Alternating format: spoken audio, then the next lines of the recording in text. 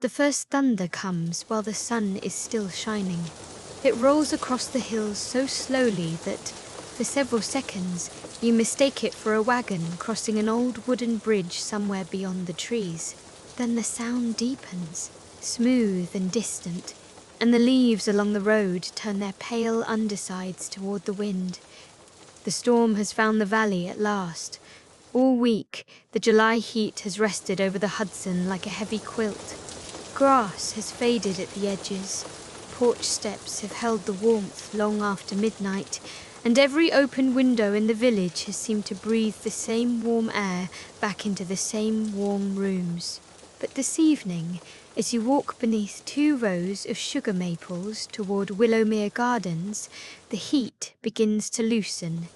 A cool current moves along the road, carrying the scent of river water, dry stone, and rain that has not yet fallen. High above the western hills, clouds gather in blue-grey towers. Sunlight still enters beneath them, turning the fields the colour of honey and laying long shadows across the lane. You do not hurry.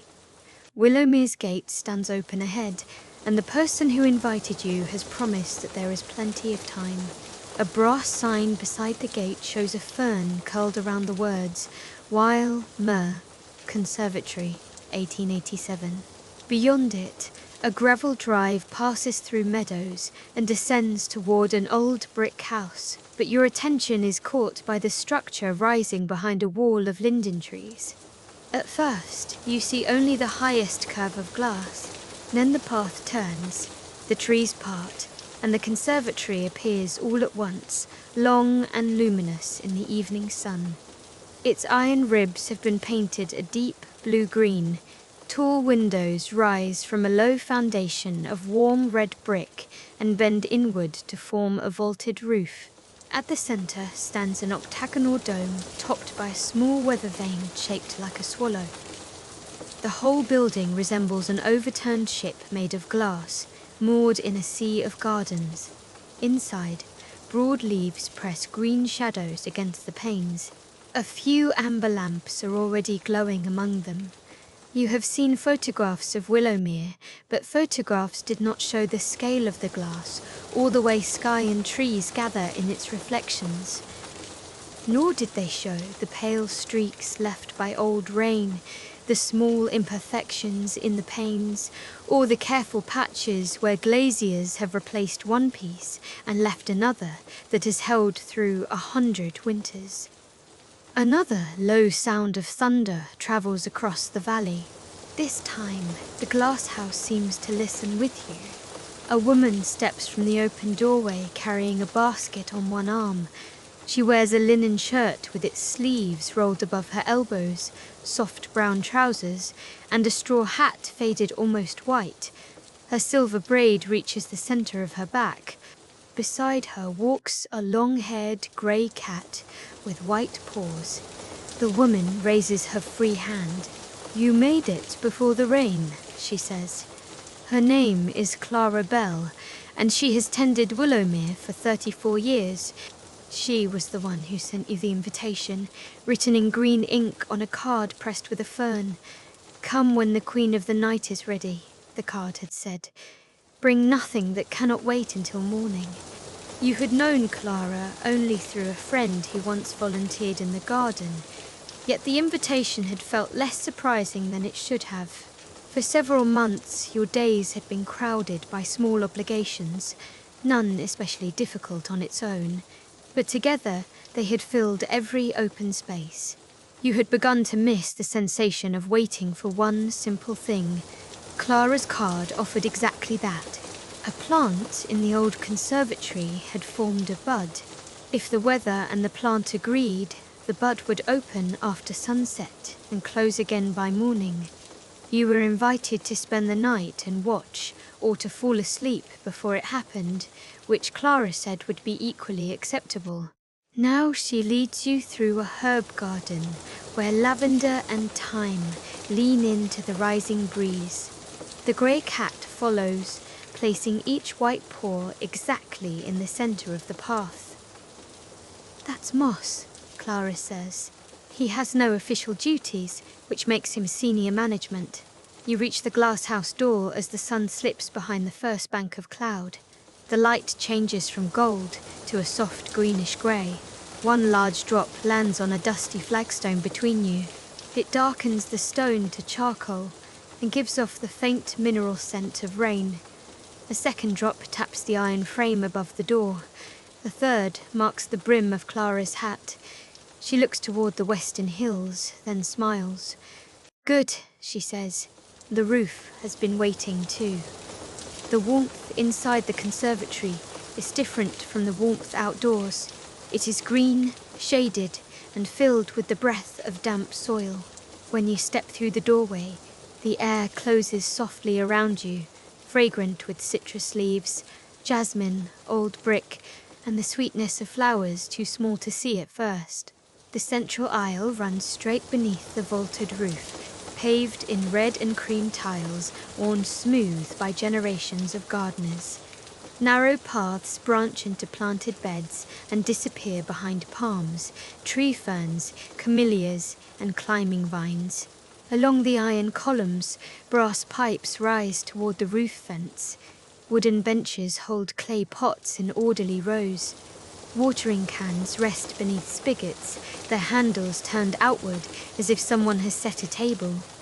Rain begins tapping the glass, still only a few drops at a time. Each lands with a clear little note, bright above the soft rustle of leaves. Clara leaves the door open to the cooling wind and walks with you down the aisle. Moss moves ahead, tail high. The house is divided by temperature, she explains.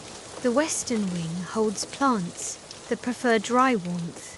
Aloes, agaves, citrus trees, and succulents with leaves arranged like carved stone. The eastern wing is humid and lush, filled with ferns, orchids, begonias, and vines that climb nearly to the roof. The central dome is kept between the two, a temperate room with benches, a round fountain, and the glasshouse's oldest plants. You pass a lemon tree carrying green fruit no larger than walnuts. When Clara brushes one leaf, the air sharpens with its clean scent. Nearby, a jasmine vine has covered an iron arch. Its white flowers appear to float among the leaves. Their fragrance is already strengthening as evening arrives. Beneath the arch, the aisle opens into the central dome. Here, the glass curves high overhead, divided into hundreds of panes by narrow ribs of iron. A circular pool occupies the middle of the floor, its stone rim wide enough to sit on. Flat water lily leaves rest on the surface. A few small fish move beneath them like bronze commas. Around the pool stand deep wicker chairs, a writing table, 2 shaded lamps, and a daybed arranged beneath a tall rubber tree. The daybed has been made with white linen, a moss-green quilt, and 3 pillows. A tray beside it holds a covered pitcher of water, a book, and a little dish of sugared violets. "That is yours whenever you want it," Clara says. "You may stay awake for the flower, or you may let the rain do what rain does." A staircase curves upward along one side of the dome to a narrow iron gallery. From there, gardeners can reach high vents and inspect vines growing near the roof. Warm lights glow beneath the gallery rail. On the opposite side stands a tall wooden cabinet with many shallow drawers, and beside it is an old roll-top desk. A single lantern burns on the desk, even though daylight remains. Clara crosses to a plant placed on its own low table near the eastern path. At first glance, it looks less remarkable than the palms and orchids surrounding it. Long, flat green stems spill from a hanging basket and bend toward the floor. At the tip of one stem hangs a bud, pale and elongated, protected by narrow outer petals, the colour of cream brushed with rose. It is nearly as long as your hand. Epiphyllum, Clara says, touching the edge of the basket, but not the bud. People call it Queen of the Night. Different plants share that name, which is understandable. We are fond of giving royal titles to anything that makes us wait. She shows you how the bud has lifted since morning and how the outer petals have begun to loosen. The flower, when it opens, will be white and fragrant. It may begin at 9 or at midnight, or not until some night next week. Plants do not read our schedules, Clara adds. Her voice contains no disappointment at the possibility. The waiting itself seems to please her. On the table beneath the basket lies a notebook bound in green cloth. Its pages record bloom dates going back almost 70 years. Some entries are a few lines. Others fill several pages with drawings, weather notes, lists of visitors, recipes made for the occasion, and descriptions of the flowers sent. You read one sentence from 1968, opened during a warm rain, while every frog in the lower pond seemed determined to sing at once. Another from 1987 says, "The 100th summer of the house. Flower opened at 11,042. We served peach ice cream in the blue bowls." Clara turns to the final blank page and places a pencil beside it. Tonight's observer may write as much or as little as they like. Moss jumps onto a wicker chair and turns twice before sitting. Rain falls more steadily now. Fine drops stipple the roof. Thousands of tiny taps spread over the dome. Outside, the gardens begin to blur. Through the glass, the linden trees become layered green shapes, and the brick house beyond them fades behind a silver veil. You are dry, warm, and only an inch from the weather. The contrast sends a small feeling of relief through your body, deeper than comfort and quieter than excitement. Clara seems to notice. "That is why people have always loved glasshouses in storms," she says. "The world can be loud, and you may remain still enough to hear every part of it." There are a few things to prepare before Clara returns to her cottage. None is urgent, and she teaches them as though showing you the simple customs of a house. First, the upper vents must be lowered. A brass wheel near the central stairs controls the long windows beneath the roof ridge. You turn it slowly while Clara watches the mechanism. Far above, iron arms draw the vents inward. The gap of grey sky narrows with each rotation. Wind moves through the conservatory one last time, lifting fern tips and setting the jasmine leaves trembling.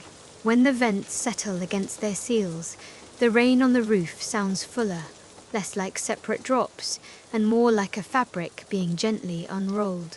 The lower windows remain open a few inches, behind protective awnings, enough to admit cool air without letting the rain reach the beds. Next, you help Clara roll down 2 canvas shades in the western wing, so that lightning, if it comes after dark, will not flash directly over the resting place. The shades are striped cream and green. Their cords run through small brass rings and make a dry whisper as the cloth descends. Then you move 3 delicate orchids from a shelf beneath an old seam in the roof. Willowmere has been restored many times, Clara explains, but every historic glasshouse keeps a few places where rain finds its way inside. These are not failures so much as familiar habits. Beneath each known drip, you set a broad copper basin. The first drop lands in one almost immediately. Ting. A moment later comes another. Ting. Soon, the 3 basins begin their own slow, uneven music beneath the steadier sound above. Clara checks the thermometer, then the fountain pump. She lights 6 lanterns along the central aisle, though electric lamps are hidden among the plants. Lantern light gives the leaves better manners, she says. The flames are enclosed behind glass and turned low, producing warm amber circles in the deepening green. You carry a basket of folded towels to the daybed, fill the kettle from a filtered tap, and place it on a small hot plate near the desk. Clara has brought supper in her own basket, a loaf of oat bread, a jar of tomato soup, soft cheese wrapped in paper, peaches, and a round cake scented with lemon. She stores the soup in a little refrigerator concealed inside the cabinet. The bread goes under a cloth. Eat when you are hungry.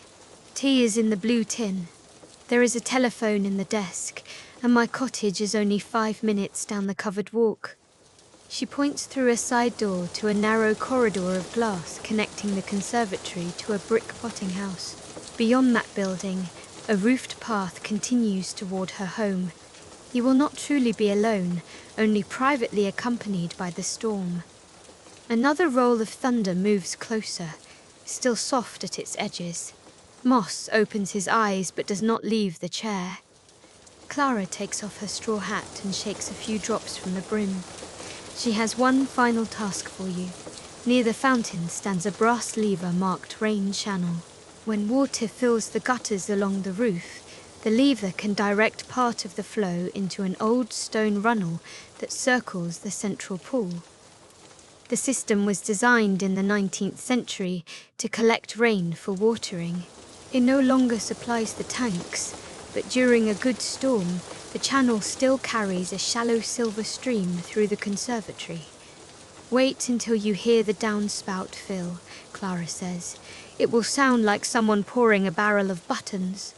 Then pull the lever toward you. She demonstrates without engaging it. The handle is cool and smooth from use, and if you forget, nothing happens. The water goes where it usually goes. This appears to be Clara's way with instructions. Every task has a purpose, but none is allowed to become a burden. She walks once more to the hanging cactus. The bud has loosened by a fraction. Perhaps it is your imagination, but the pale outer petals seem less tightly gathered. Clara turns the pot a few degrees, so the flower will face the room if it opens. She does not touch the bud. My grandmother waited for this plant before I did, she says. The original cutting came to Willowmere in the 1950s, traded for a basket of pears by a gardener from a town farther south. The plant has been divided many times since.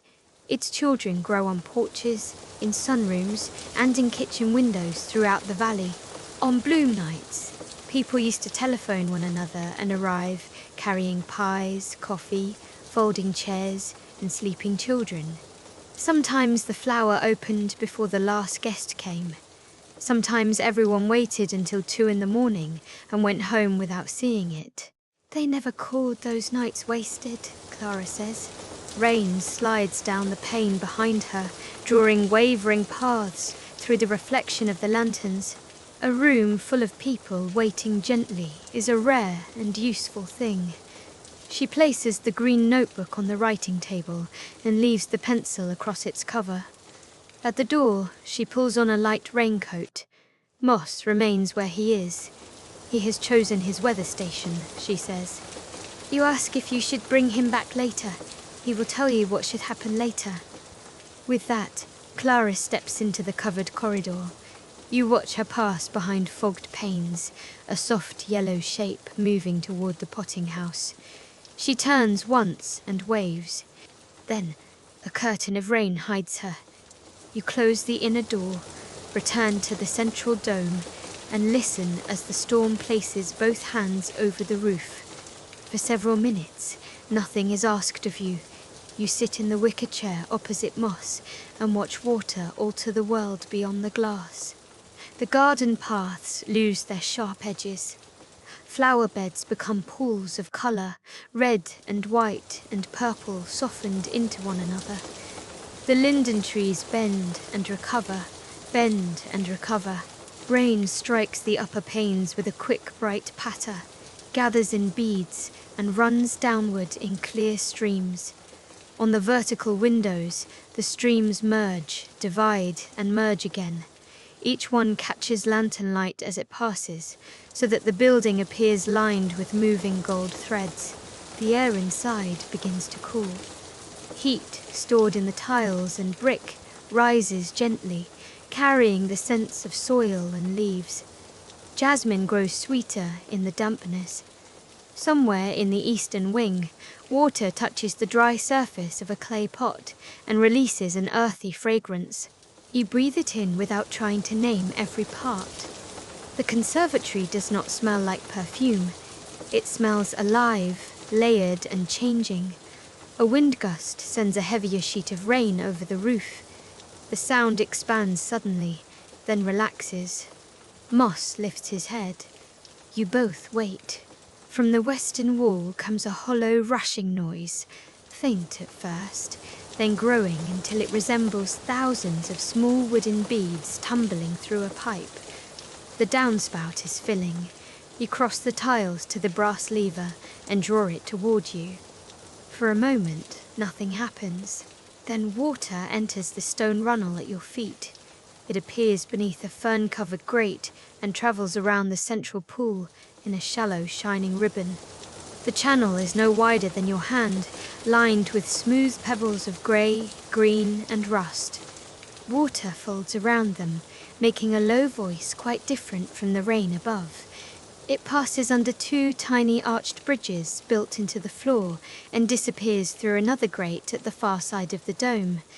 A few fallen jasmine petals begin to drift along it. One catches against a pebble, trembles and releases. The old glasshouse has become an instrument. Rain plays the roof, the 3 copper basins, the gutters, the downspout, and the narrow stone stream. No single rhythm governs them all, yet together they create something steady enough to lean against. You return to the chair and rest your hands in your lap. The flower bud hangs across the pool, pale in lantern light. It has not opened. That is all right. Waiting does not require watching every second. On the writing table you find a slim booklet titled Rain Nights at Willowmere. It was handmade from thick paper and tied with green thread. Inside are short entries copied from gardeners' journals. July 17, 1902, storm from southwest after 5 weeks of heat. Conservatory opened to the village when the bridge road flooded. 31 people took tea among the palms. August the 4, 1926, lightning struck the old elm. No injury to house or garden. Children slept beneath the camellias and refused to leave in the morning. July 29, 1941. Rain at last. We set every clean bucket under the eaves and filled the cistern before midnight. July 12, 1977. Power failed at 10. Lanterns lit.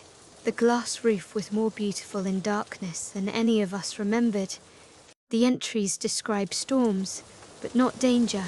They describe towels laid on floors, cups passed from hand to hand, doors open to travellers, plants moved from leaks, and meals made from whatever happened to be available.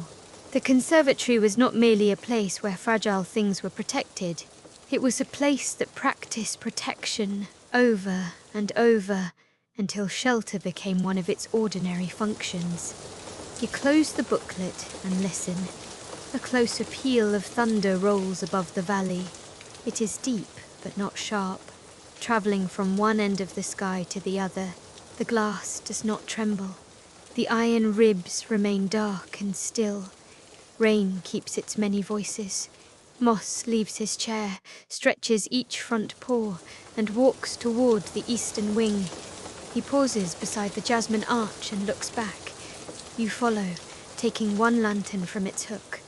Beyond the arch, the path becomes narrow and green. Fern fronds reach over it at shoulder height. Broad monstera leaves hold circles of moisture. Orchids hang from cedar slats, their roots pale and twisting in the air. The lantern makes every drop shine. At the far end stands a small round table and another chair tucked beneath banana leaves. A chessboard rests on the table with a game left halfway finished. The pieces are carved from dark and light wood. You imagine gardeners playing one move at a time over many lunch breaks, never caring how long the game takes. Moss jumps onto the chair and examines the board without disturbing it. On a shelf nearby are glass jars labelled with seeds, foxglove, hollyhock, moonflower, sweet pea. Their paper packets are folded inside like small letters to the future. Rain travels over the curved roof above this wing, louder at one end, softer at the other. marking the direction of the wind. You stand among the ferns and feel completely dry, while the world, an inch away, becomes water.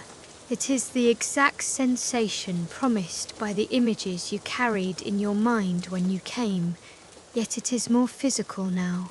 Cool air against your face, warm tile beneath your shoes, the lantern handle smooth in your hand, the storm close enough to hear in detail and far enough away that your body can loosen. Moss looks up at you, blinks once, and begins to wash one white paw. When you return to the central dome, the bud has changed. The outer petals are separating, not widely, but unmistakably. What had been a narrow, tapered form now holds a small, dark space at its centre. You do not call Clara yet. She had asked to be called only if you wanted company. Instead, you write the time in the green notebook, 8:47 p.m. First movement visible after heavy rain began. Your sentence looks modest on the page, which seems right. The plant is not performing.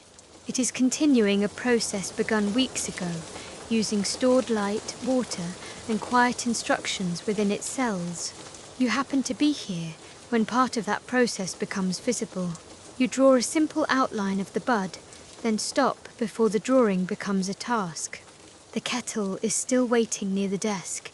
You fill it, turn on the hot plate, and open the blue tea tin. Inside are loose leaves mixed with dried mint and small curls of lemon peel. You spoon them into a brown pot and set out 2 cups, though you are the only person present. The second cup can remain empty, or Clara may arrive later, or perhaps setting 2 simply makes the tray look balanced. While the water heats, you warm the tomato soup in a small saucepan. The storm has darkened the conservatory enough that the lanterns now seem like islands within it. Beyond each circle of amber light are layers of green shadow, the silver flash of water, and the occasional pale flower. You carry supper to the daybed table. The soup is thick and smooth, tasting of roasted tomato, basil, and a little cream. The oat bread has a nutty sweetness. You spread it with soft cheese and eat slowly. Every few minutes, the copper basin nearest the jasmine gives a clear note, ting. Sometimes 2 drops arrive close together, ting, ting. Then there is only the broader rain. Moss sits at the edge of the rug with his tail around his feet, watching you with the concentration of a guest who believes all meals are shared meals. Clara's note said he had eaten, but you offer him a crumb of plain cheese. He accepts it, then behaves as if no agreement has been made. You finish the soup, wrap the bread again, and cut 1 peach into a bowl. Its flesh is the colour of late sunlight. The first bite is cool, fragrant, and so ripe that juice gathers on the spoon. Outside, lightning brightens the clouds. For a brief second, every raindrop on the roof appears white. Thunder follows after several breaths, still rounded by distance. The storm is moving along the valley rather than directly toward the house. You pour tea and take the cup to the circular pool. Warmth enters your hands. The water lilies have folded their flowers for the night, but their leaves remain open on the dark water. 1 fish rises, touches the surface, and leaves a ring that expands beneath the reflection of the lantern. The rain channel circles beside it, carrying jasmine petals. The queen of the night continues to open by degrees. A second layer of pale petals has loosened, revealing white within. You can smell nothing from it yet. The jasmine remains strongest, followed by mint from your tea and damp earth from the beds. You sit and let time become less exact. The storm divides the evening into repeating elements. Rain swelling, rain softening, thunder far away, water in the channel, a drip in copper, the quiet turn of a page. You read more of the Bloom notebook. In 1993, Clara's mother wrote that 14 people waited until midnight while the plant remained stubbornly closed. They ate all the cake, began a jigsaw puzzle, and eventually slept in chairs. At dawn, they woke to find the flower fully open in grey morning light, as though it had preferred to bloom unobserved. In 2005, 2 blossoms opened during a town power outage.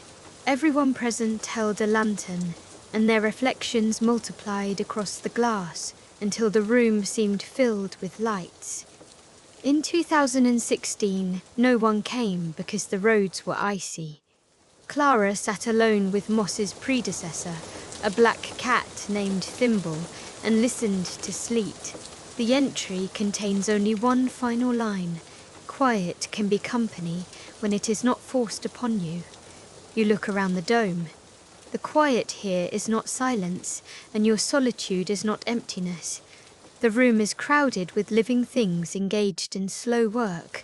Roots take up water. Leaves release moisture. Stems hold blossoms toward darkness. The fish move beneath the pool. Rain follows gravity over glass. The cat breathes on the rug. Your own body receives warmth from soup and tea and the sheltered air. Nothing dramatic is required to prove that the night matters. A bud loosens. A storm crosses a valley. Someone notices. That is enough. You place the notebook down and reach for the slice of lemon cake. It is tender, with a thin glaze that cracks slightly beneath your fork. You eat half and save the rest for later. The old clock on the roll-top desk marks 9 with a single low chime. The sound seems to travel upward into the glass dome and disappear among the rain. At a few minutes after 9, the telephone inside the desk rings once, pauses, and rings again. The sound is gentle, an old mechanical trill rather than a modern alarm. You lift the receiver. Clara asks how the roof is behaving. You tell her the copper basins are catching the familiar drips. The rain channel is flowing. Moss has accepted a small amount of cheese, and the flower has begun to move. Then the night is proceeding beautifully, she says. You can hear rain on the roof of her cottage and the faint clink of a spoon. She does not rush over. She has seen the plant bloom many times and wants you to have the room to yourself for a while. Call if it opens fully, if you like, or tell me in the morning. Before hanging up, she reminds you that the covered passage is lit and that the storm will begin easing within the hour. Her certainty comes not from a forecast alone, but from years of watching weather move through this particular valley. You return the receiver to its cradle. The brief conversation leaves the conservatory feeling even safer, connected by wire and covered walkway to another warm room nearby. The rain intensifies once more, perhaps the last strong band of the storm. It comes from the south now, striking one side of the dome in a dense, rushing sheet. Water leaps from the roof edges beyond the gutters and forms silver ropes outside the windows. The garden disappears entirely. All that remains visible is glass, water, and the nearest leaves pressed dark against it. The conservatory becomes its own small world. You turn the lanterns a little lower. The amber light grows softer, bringing the daybed and wicker chairs closer together, while allowing the high dome to fade into shadow. When lightning passes behind the clouds, it does not startle so much as reveal the ironwork for a moment. Curved ribs, cross braces, delicate trusses shaped by people who wanted a building to be both strong and light. The design was borrowed, Clara had once told your friend, from shipbuilding. Looking upward now, you can imagine the glasshouse as an inverted vessel, its hull raised over a green interior, carrying everyone inside through weather without moving from its foundations. Rain is the sea around it. The blue-green frame holds. The brick base is its keel. The lanterns are cabin lights. This image settles comfortably in your mind. You are not waiting out a storm so much as travelling through one while remaining perfectly still. You walk the central aisle with a towel, checking the places Clara showed you. One orchid leaf has collected a pool of water from a fine spray near the seam. You tip the leaf gently and move the pot another few inches. One copper basin is half full. Rather than empty it, you slide a second beneath the drip and let the first remain, its surface shivering with each new drop. The rain channel has carried several leaves to its grate. You lift them out and place them on the soil beneath a fern. These small acts feel satisfying because they are complete the moment they are done. Move the pot, place the bowl, clear the grate. No decision follows you afterward. At the western wing, the citrus trees stand behind their striped shades. You lift one edge and look out. The sky above the meadow is beginning to lighten from black blue to charcoal. The strongest cloud is passing east. Along the horizon behind it, a narrow band of clear twilight remains, coloured deep violet. The sight is brief, and you lower the shade again. When you return to the dome, fragrance meets you before you reach the flower. It is faint but new, not jasmine, not lemon, not wet soil. It carries something creamy and cool, with a trace of vanilla and green stem. The bud has opened wide enough to show many white inner petals curled together at the centre. You set down the towel and stand a respectful distance away. The flower is larger than you expected. Its outer petals sweep back in long, narrow arcs, cream on the outside and white within. More petals are still unfolding from the centre, releasing almost imperceptibly. You cannot see them move second by second, but when you look away at the rain and back again, the shape has changed. The opening teaches a slower kind of attention. Nothing happens quickly enough to hold your eyes by force. You are free to wander, drink tea, read, and return. Each return offers a small difference. You write in the notebook, 9026. Fragrance first noticeable near the jasmine arch. Inner petals visible. Rain heavy from south. You add no interpretation. The facts themselves are beautiful enough. The strongest rain passes, as Clara predicted. It does not stop, it changes texture. The dense roar on the southern roof becomes a steady whisper, spread evenly across the whole building. Thunder withdraws toward the hills, each roll quieter and farther apart. Through the vertical panes, the garden begins to reappear in layers. First come the nearest ferns, glossy and bent beneath water.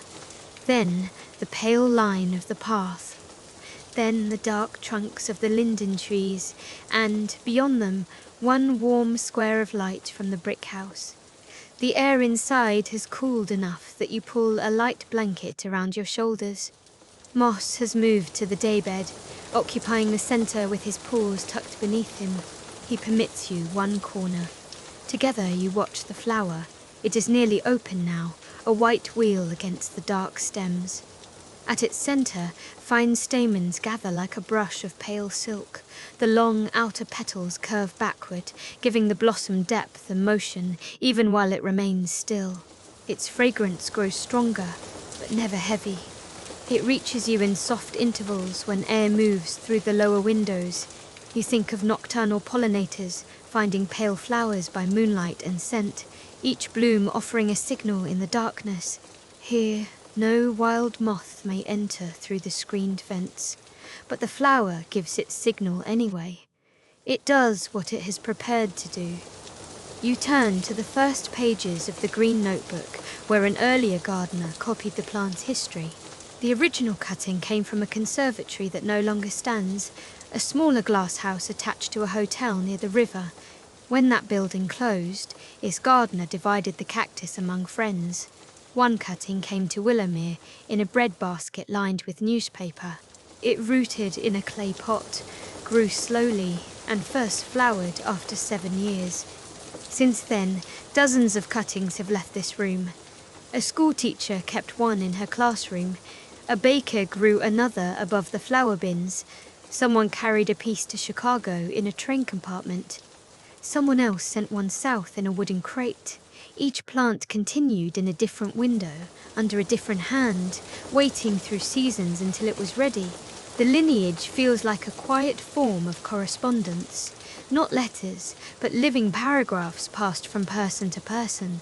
You imagine rooms far away where related flowers may be opening tonight, or will open next week, or will wait another year.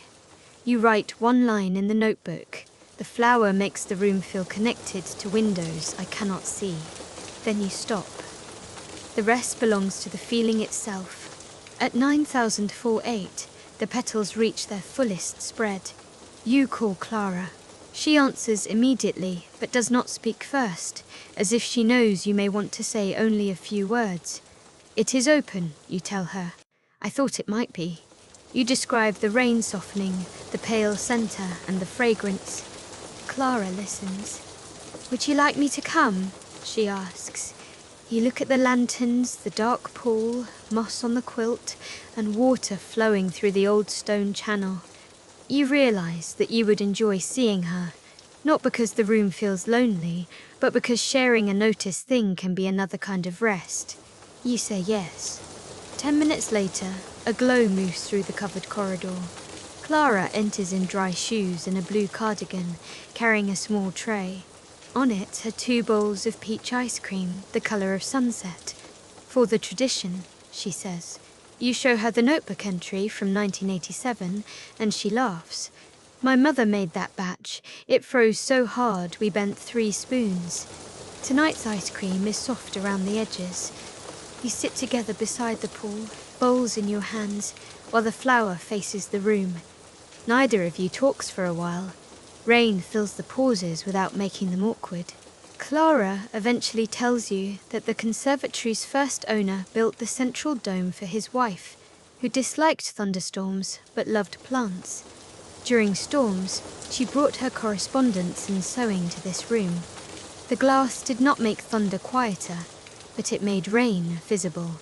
Seeing water travel harmlessly over the roof helped her understand where the sound came from and where it was going.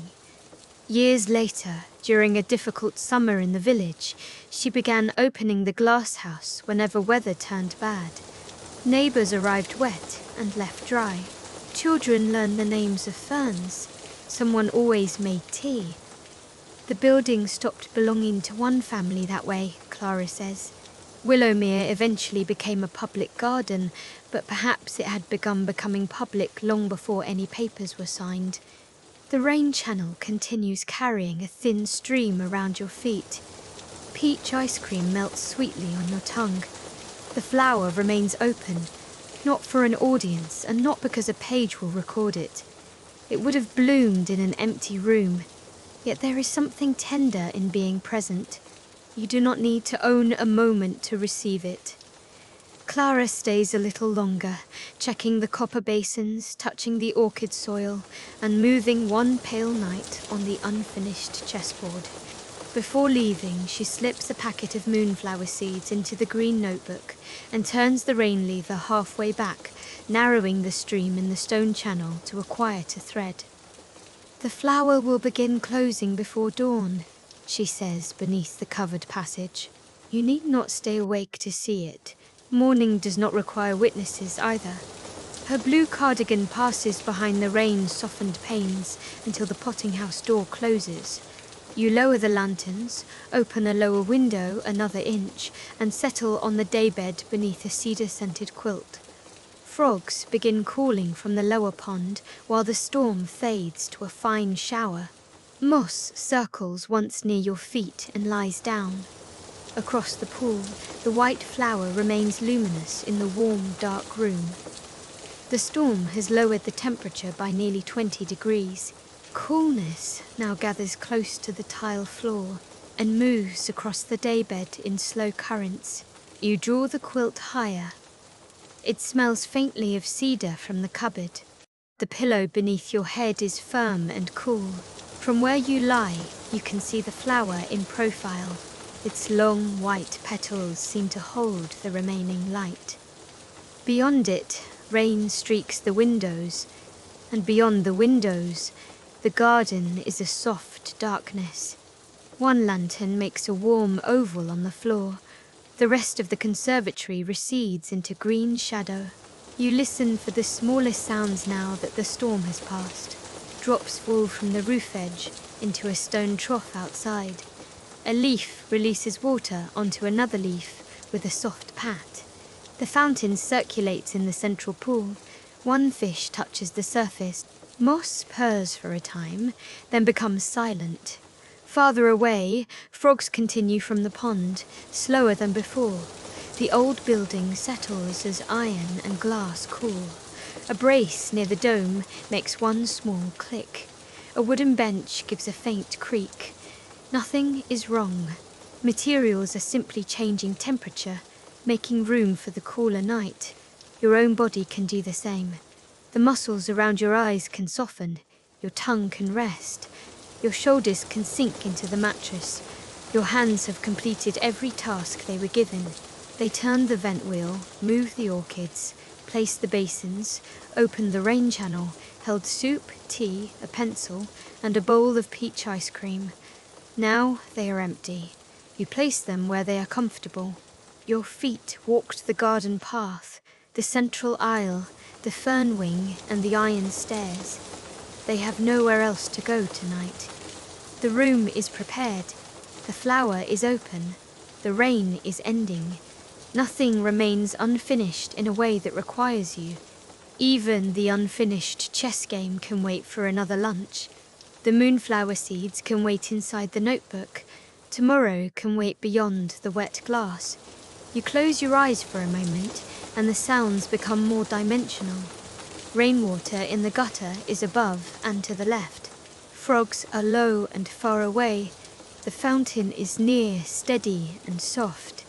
An occasional drop in copper rings from the eastern wing. Each sound has a place. None moves toward you. You are at the calm center of them. When you open your eyes again, clouds have shifted enough for moonlight to enter the top of the dome. It is pale and diffuse at first, then brighter. The wet iron ribs cast delicate shadows across the tiles. Moonlight meets lantern light near the flower. Cool silver crossing warm gold. The petals seem almost translucent. You sit up only far enough to see.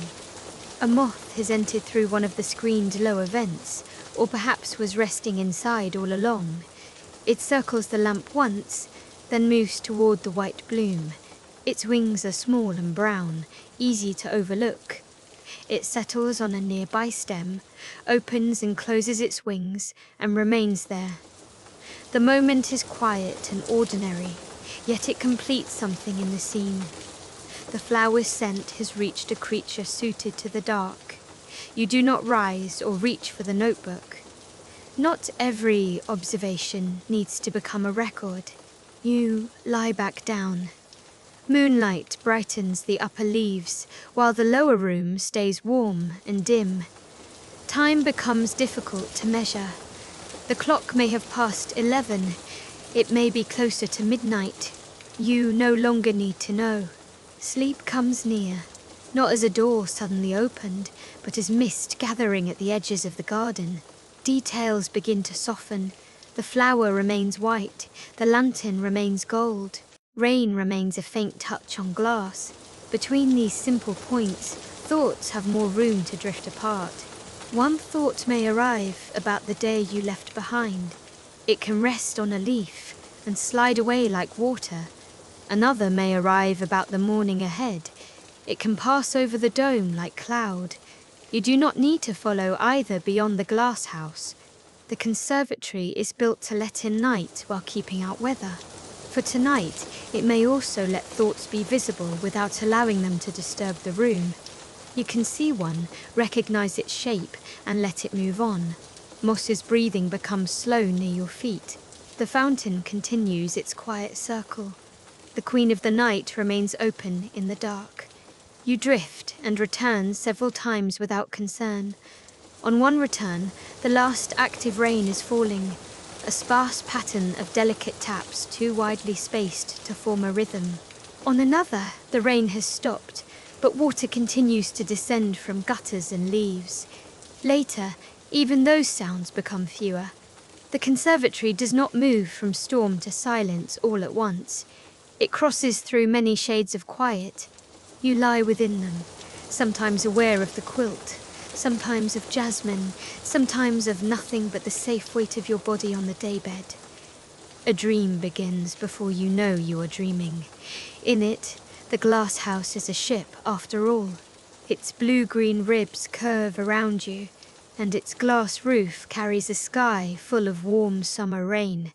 Yet the ship does not travel across water.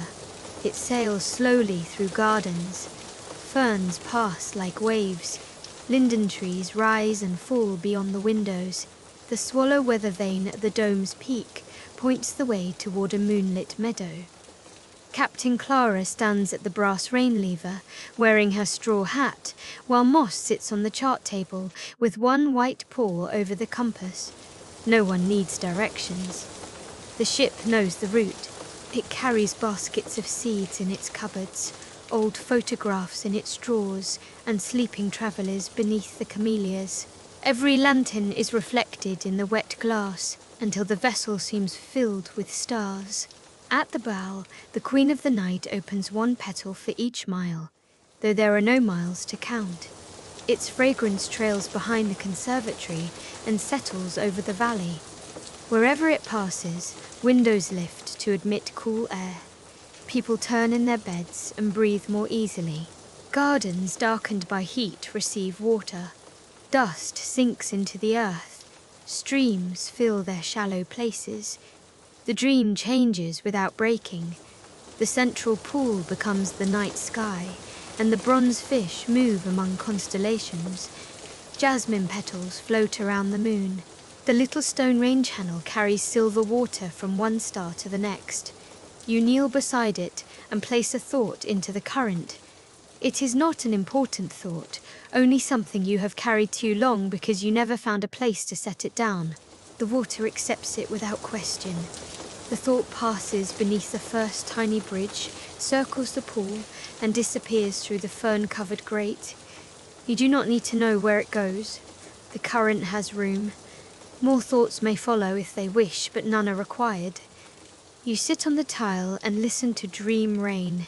It makes the same sound as real rain, perhaps because the mind has borrowed the roof. Somewhere outside the dream, a drop falls into copper. Ting.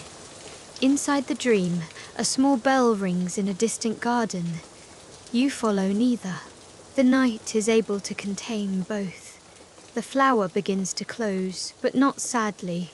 Its petals have completed their outward journey and are turning inward again, gathering the fragrance they no longer need to send.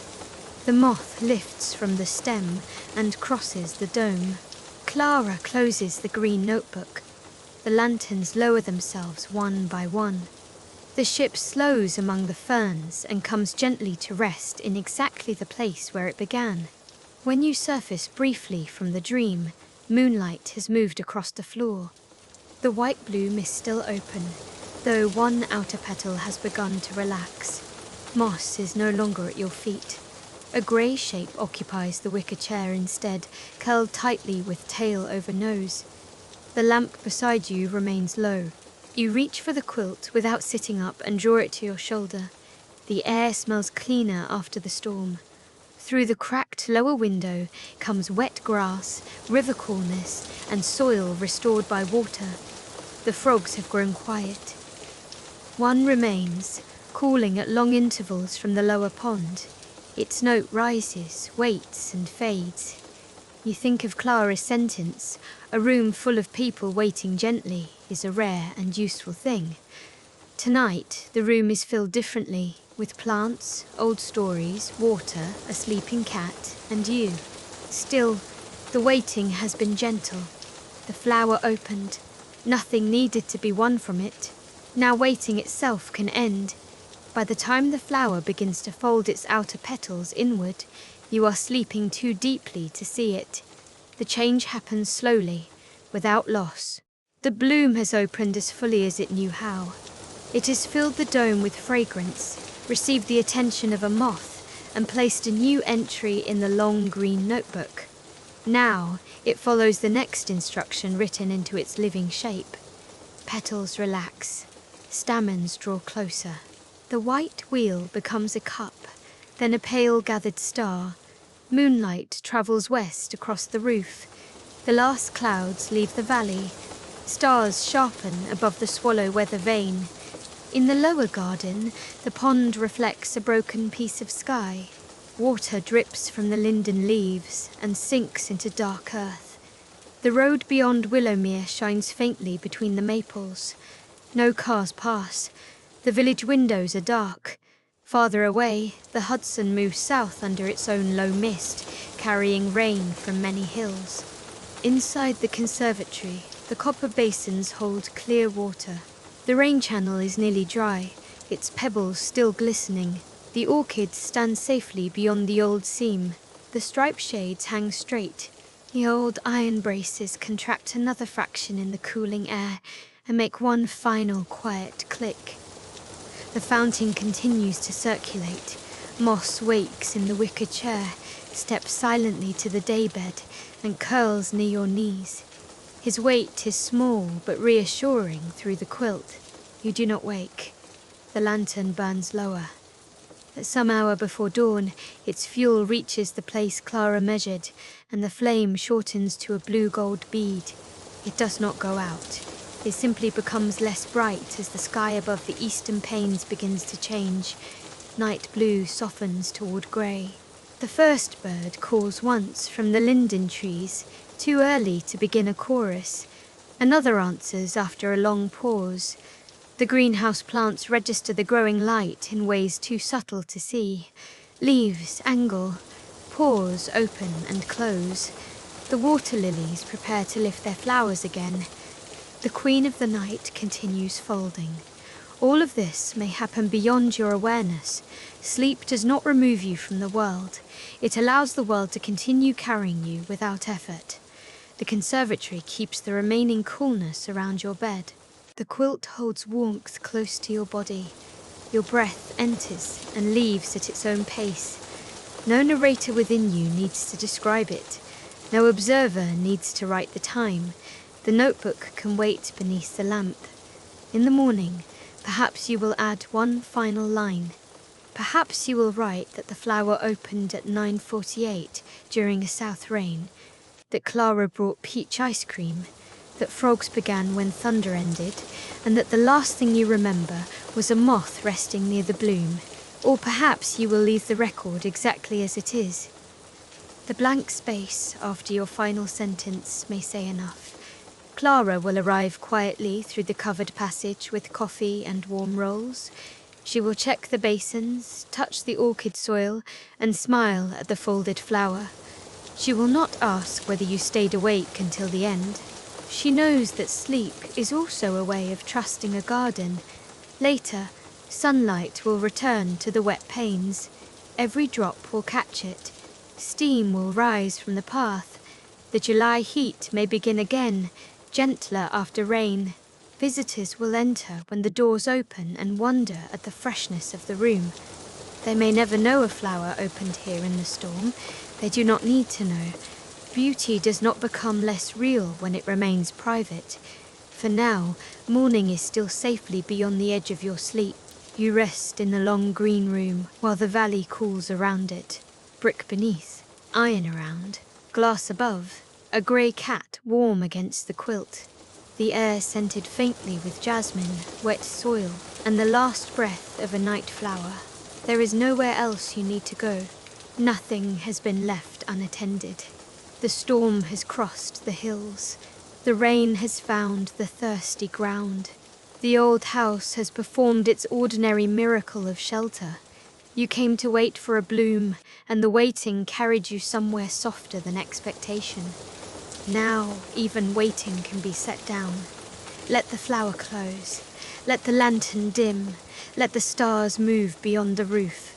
Let every unfinished thought remain unfinished until it is ready. The conservatory will keep its gentle watch. The fountain will circle.